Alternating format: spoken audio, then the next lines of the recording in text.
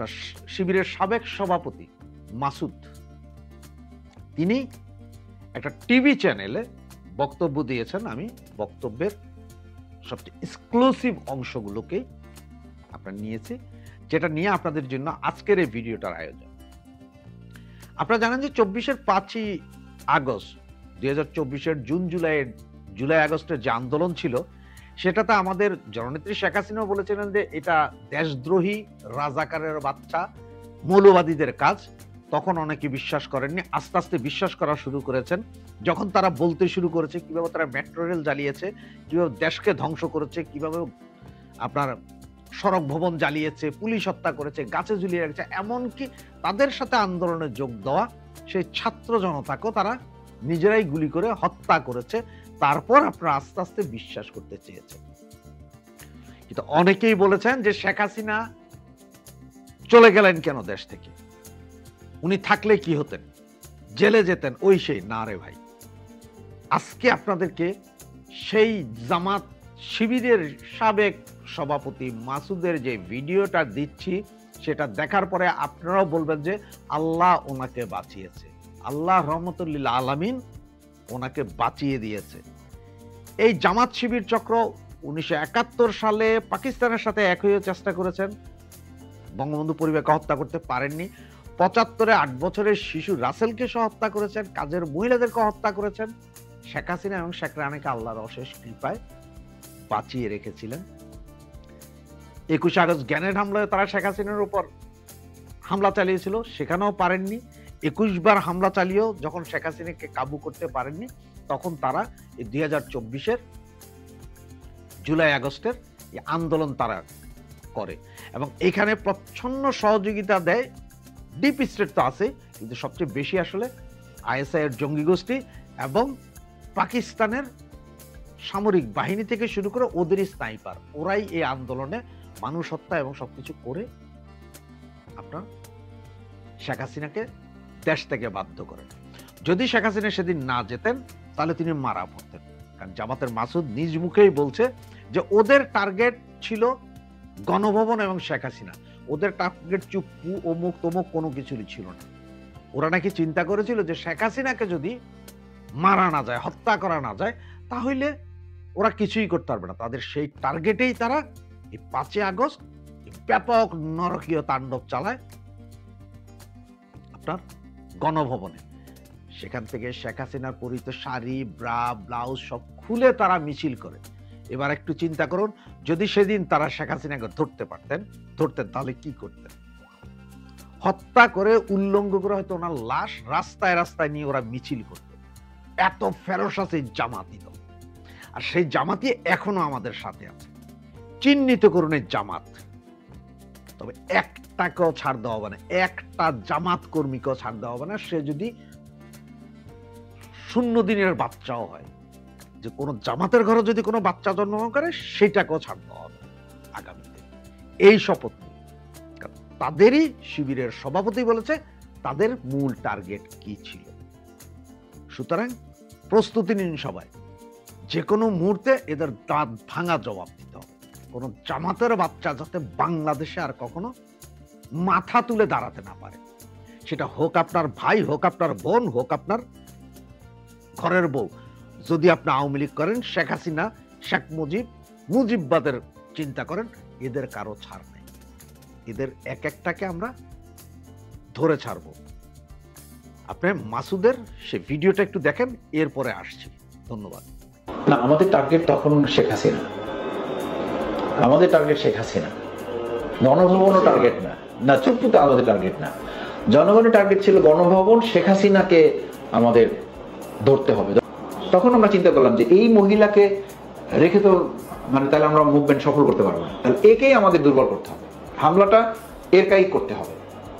ধন্যবাদ। আপনারা দেখলেন মাসুদের সেই ভিডিও, যেখানে মাসুদের নিজের মুখের স্বীকারোক্তি আছে। এগুলো আমার বলার কোনো কথা ছিল না এতক্ষণ আমি যা বলেছি, যে জামাত শিবির মৌলবাদী গোষ্ঠী আমাদের বঙ্গকন্যা জননেত্রী শেখ হাসিনাকে হত্যার উদ্দেশ্যেই সেই দিন গণভবনে অ্যাটাক করেছিল। আপনার সবচেয়ে বড় একটা কথা যে আপনার একটা কথা চিন্তা করেন যে তাদের সমাবেশ ছিল লং মার্চ ছিল 6 তারিখ, আগস্টের 6 তারিখ। সেটা রাতারাতি তারা 5 তারিখে করেছে, কারণ পাকিস্তানের আইএসআই এবং আমাদের দুষ্কৃতকারী কিছু সেনা কর্মকর্তা তাদের সাথে মিলিত হয়ে গিয়েছিলেন, যার কারণে তারা 5 তারিখ এনেছিলেন এবং তারা সেদিনই তাকে হত্যা করতে চেয়েছিলেন। যে 5 আগস্ট হত্যা, আগস্ট মাসেই তারা বারবার হত্যার লীলা খেলায় মেতে ওঠে। সুতরাং প্লিজ মাথায় রাখুন, এই জামাতি চক্রকে যদি কখনো সুযোগ পান, আমি আবারও বলছি, বারবার বলছি, ওদের ছাড় নাই। এবং সে যদি হয় আমার ঘরের লোক, আমার পরিবারের লোকও যদি জামাত হয়, তাকেও নিঃশেষ করে দিতে হবে, কোনো ছাড় নেই।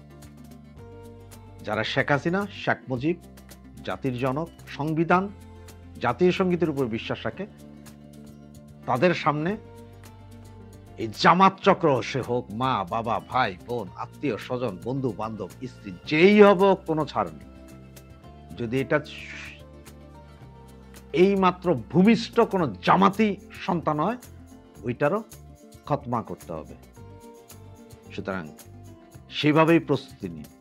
জয় বাংলা, জয় বঙ্গবন্ধু। অন্তর্বর্তীকালীন সরকারের অত্যন্ত সক্রিয় উপদেষ্টা রিজওয়ানা হাসানের জন্য আমার মনে হয় যে অত্যন্ত গুরুত্বপূর্ণ হয়ে উঠেছে আওয়ামী লীগ সরকারের আমলের প্রভাবশালী প্রতিমন্ত্রী, জ্বালানি বিদ্যুৎ বিষয়ক প্রতিমন্ত্রী নসরুল হামিদ বিপুল সম্পদ কেন এখন রিজওয়ানা হাসানের পরিবারের মালিকানাধীন, সেই বিষয়টি স্পষ্ট করা। দেখুন, জুন মাসে আপনাদেরকে নবনীতা চৌধুরীর বয়ানে আমি বলেছিলাম যে উপদেষ্টা রিজওয়ানা হাসানের স্বামী, যিনি 2014 সালে অপহৃত হওয়ার পর আমরা যেমন সারা দেশ রিজওয়ানা হাসানকে চিনলাম, তেমনি চিনলাম তার স্বামী এবি সিদ্দিককেও। তখনই আমরা জেনেছিলাম এবি সিদ্দিক, আবু বকর সিদ্দিক নারায়ণগঞ্জের হামিদ ফ্যাশনসের নির্বাহী পরিচালক।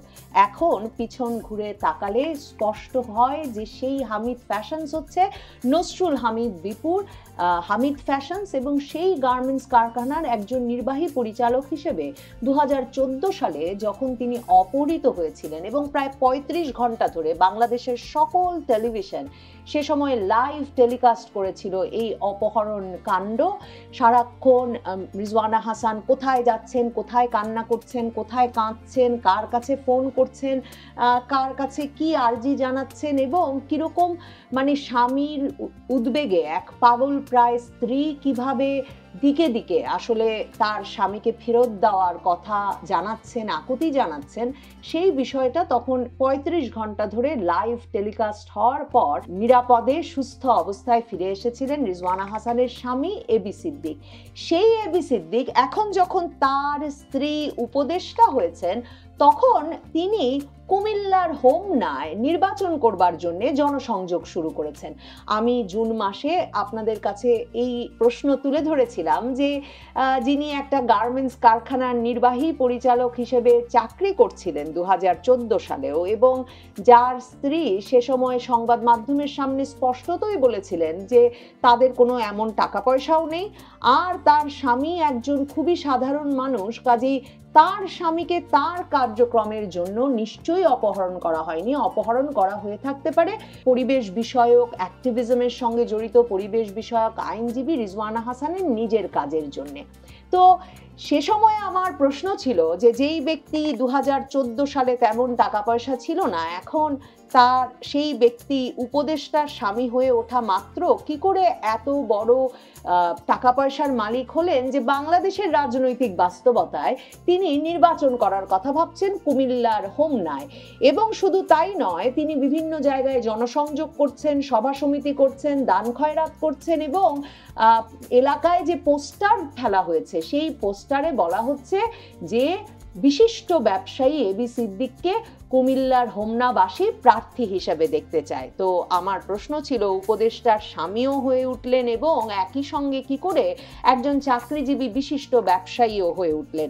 তখনও আমি আপনাদেরকে এই সন্দেহ এবং এই জল্পনা যে বাজারে আছে তা স্পষ্ট করে বলেছিলাম যে এবি সিদ্দিক যেহেতু নসরুল হামিদ বিপুর সঙ্গে রেসিডেন্সিয়াল মডেল স্কুলে একসঙ্গে পড়ালেখা করেছেন এবং সে সূত্রেই হামিদ ফ্যাশনসে চাকরি করতেন, অনেকেই আগস্টের পর থেকে, শেখ হাসিনা সরকারের পতনের পর থেকেই বলছিলেন যে এবি সিদ্দিক বা উপদেষ্টা রিজওয়ানা হাসানের স্বামী তিনি আসলে নসরুল হামিদ বিপুর নানা সম্পদ সারা ঢাকা শহরের বিভিন্ন জায়গায় থাকা, দেশের বিভিন্ন জায়গায় থাকা সম্পদগুলো বেচা কেনার একটা মধ্যস্থতা করছেন, এক রকমের মধ্যস্থতাকারী হিসেবে কাজ করছেন, এবং এই বেচা বিক্রির টাকা নসরুল হামিদ বিপুর কাছে বিদেশে পাচার হয়ে যাচ্ছে বলে তখনও কিন্তু সংবাদ মাধ্যমগুলো লিখছিল, কিন্তু কোনো প্রমাণ ছিল না হাতে যেই প্রমাণ থেকে সরাসরি এমন কথা বলা যায় যে নসরুল হামিদ বিপুর সম্পদ এখন রিজওয়ানা হাসানের স্বামীর মালিকানায় বা রিজওয়ানা হাসানের পরিবারের মালিকানায় আছে।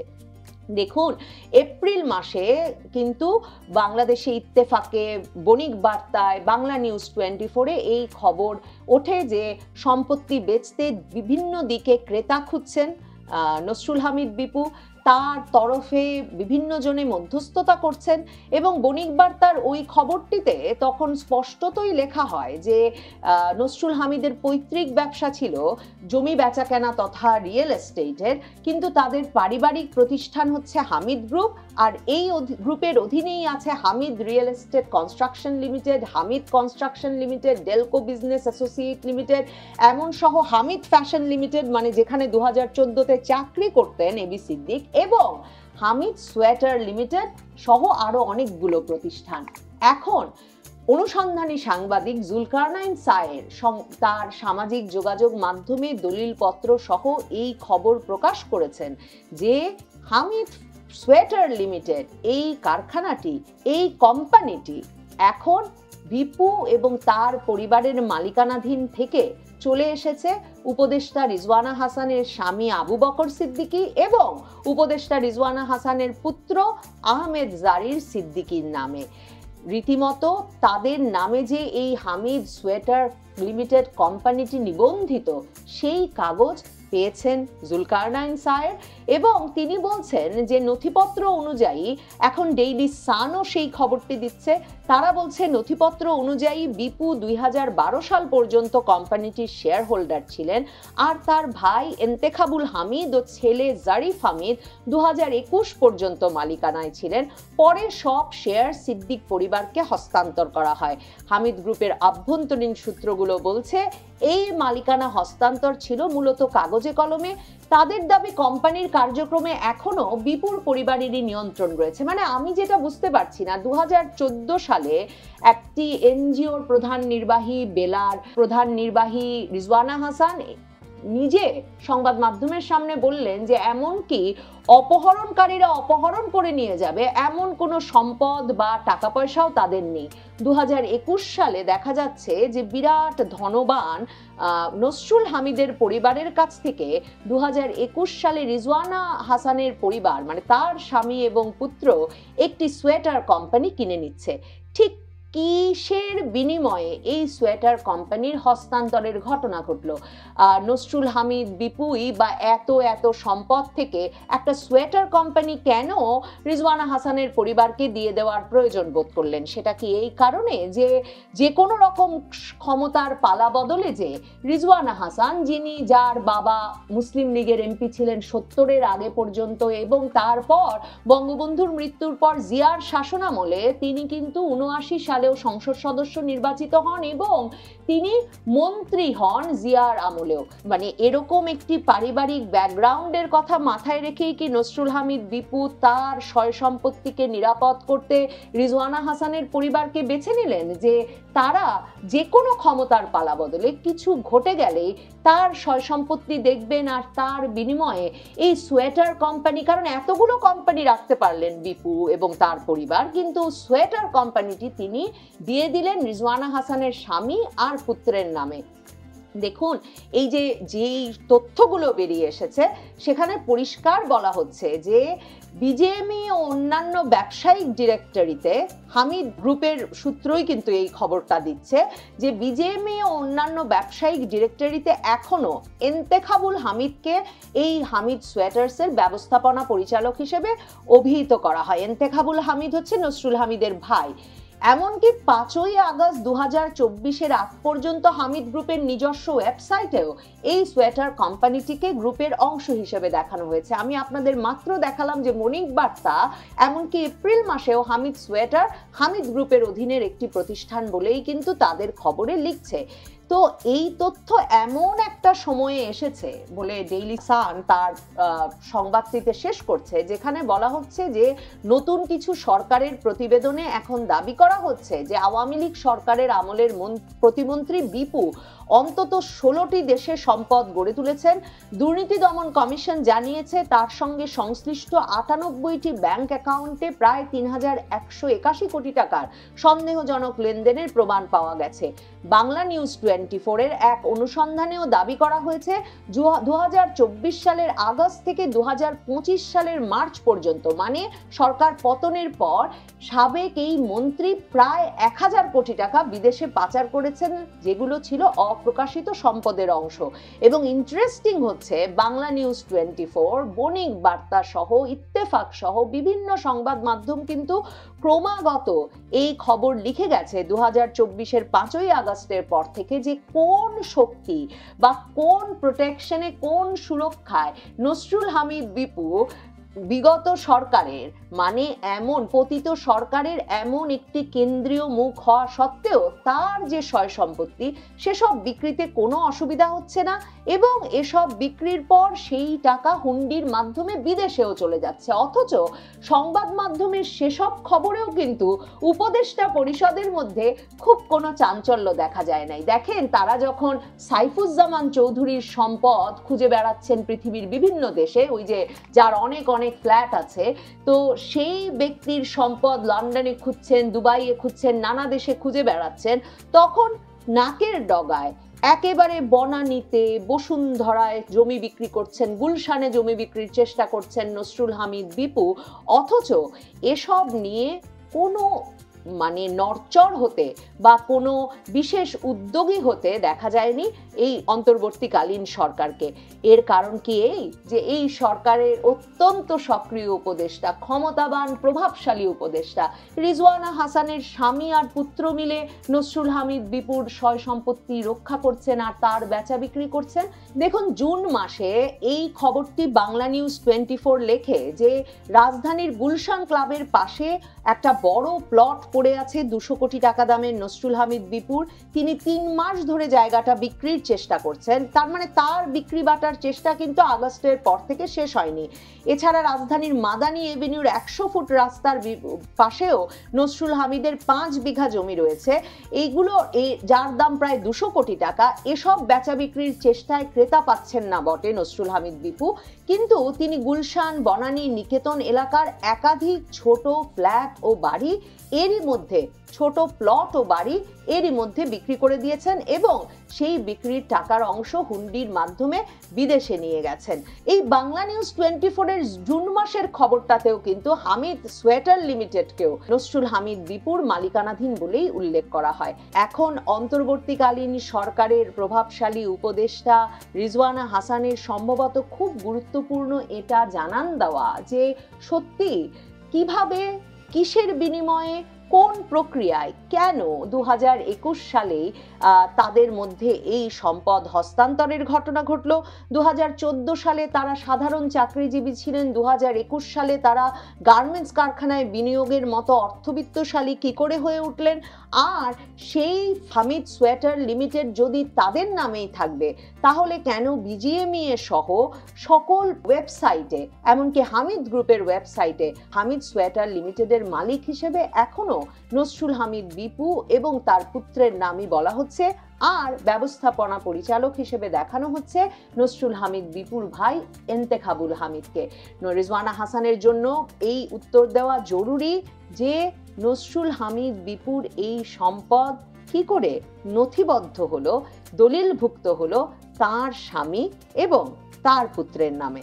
2014 সালে এই এবি সিদ্দিক হামিদ ফ্যাশনস লিমিটেডের প্রধান নির্বাহী থাকা অবস্থাতেই কিন্তু ঢাকা নারায়ণগঞ্জ মহাসড়ক থেকে অপহৃত হয়েছিলেন বলে তার স্ত্রী তখন অভিযোগ করেছিলেন এবং তারা তখন বলেছিলেন যেই বর্ণনা দিয়েছিলেন অপহরণের, সেই বর্ণনাকে তখন 2012 সালে ইলিয়াস আলী যেভাবে অপহৃত হয়েছেন তার সঙ্গে মেলানো হয়েছিল। তখন বলা হয়েছিল যে ইলিয়াস আলীকে যেমন হঠাৎ করে একটি জিপ পেছন থেকে ধাক্কা দিয়ে গাড়িটিকে থামিয়ে তার চালক গাড়ি থেকে বের হয়ে আসার পর অপহরণ করে নিয়ে যাওয়া হয়, ঠিক তেমনি একই ঘটনা ঘটেছিল ঢাকা নারায়ণগঞ্জ মহাসড়কে এবি সিদ্দিকের সঙ্গে। একটা মাইক্রোবাস পেছন থেকে ধাক্কা দেয়, তার গাড়ি থামিয়ে গাড়ি চালক গাড়ি থেকে বেরিয়ে এলে এবি সিদ্দিককে উঠিয়ে নিয়ে যাওয়া হয়। রিজওয়ানা হাসান তখন একদিকে যেমন বলেছিলেন যে নারায়ণগঞ্জে যেসব টর্চার সেল আছে সেসব জায়গায় খুঁজলে তার স্বামীকে পাওয়া যাবে, ঠিক তেমনি তার স্বামীকে 35 ঘন্টা পর অক্ষত অবস্থায় পাওয়ার পর তিনি সরাসরি ধন্যবাদ দিয়েছিলেন তৎকালীন প্রধানমন্ত্রী শেখ হাসিনাকে যে তার তৎপরতাতেই নাকি তিনি তার স্বামীকে ফেরত পেয়েছেন। কিন্তু এরপর রিজওয়ানা হাসান বা তার স্বামী কখনো যেমন এই গুমকাণ্ড অপহরণ কাণ্ড নিয়ে কথা বলেননি। এখনো অনেকেই প্রশ্ন তুলছেন, যে প্রশ্ন আমিও জুন মাসেও তুলেছি, যে এখনো এমনকি গুম কমিশনের সামনে, যে গুম কমিশন রিজওয়ানা হাসানরা নিজেরাই গঠন করেছেন তাদের অন্তর্বর্তীকালীন সরকারের উদ্যোগ হিসেবে, সেই গুম কমিশনের সামনে গিয়েও এই উপদেষ্টার স্বামী তার অভিজ্ঞতার কথা, যার ভেতর দিয়ে তিনি গিয়েছিলেন, সেই দুর্দশার কথা তিনি তুলে ধরেননি। কারা ছিল তার অপহরণের পেছনে, সেই অপহরণ কাণ্ডের রহস্য ভেদ করতে উদ্যোগী হননি রিজওয়ানা হাসান এবং এবি সিদ্দিক। রিজওয়ানা হাসান এবং এবি সিদ্দিক ব্যস্ত আছেন নসরুল হামিদ বিপুর সম্পদ পাহারা দেওয়ায়, সেসব সম্পদ বেচা বিক্রিতে এবং সেই অর্থ মালিকের কাছে পাঠানোর বিষয়ে। রিজওয়ানা হাসানের স্বামী ব্যস্ত আছেন কুমিল্লার হোমনায় জনসংযোগের কাজে, রাজনৈতিক প্রচারণার কাজে, কারণ তিনি প্রস্তুত হচ্ছেন আগামী নির্বাচনে অংশ নিতে এবং এমপি পদে নির্বাচিত হয়ে আসতে। কাজেই উপদেষ্টা রিজওয়ানা হাসানের কাছে এমন অনেক প্রশ্নের উত্তরই সম্ভবত সাধারণ মানুষ খুঁজছেন। তবে এত এত শত কোটি হাজার কোটি টাকা লুটপাটের গল্প রিজওয়ানা হাসানদের সরকারের এই আমলে সকলেই যখন বিনা জবাবদিহিতায় এই টাকা বানানোর মেশিনের অংশ হিসেবে বিভিন্নভাবে টাকা বানিয়েই যাচ্ছেন, তখন সম্ভবত ফ্যাসিস্ট সরকারের একজন প্রতিমন্ত্রীর সম্পদ নিজের নামে নিয়ে নেওয়া আর সেসব সম্পদ বেচা বিক্রিতে জড়িত থাকা, একে খুব বড় কোনো অপরাধ হিসেবে দেখছেন না রিজওয়ানা হাসান, তার সরকার এবং তার সহকর্মীবৃন্দ।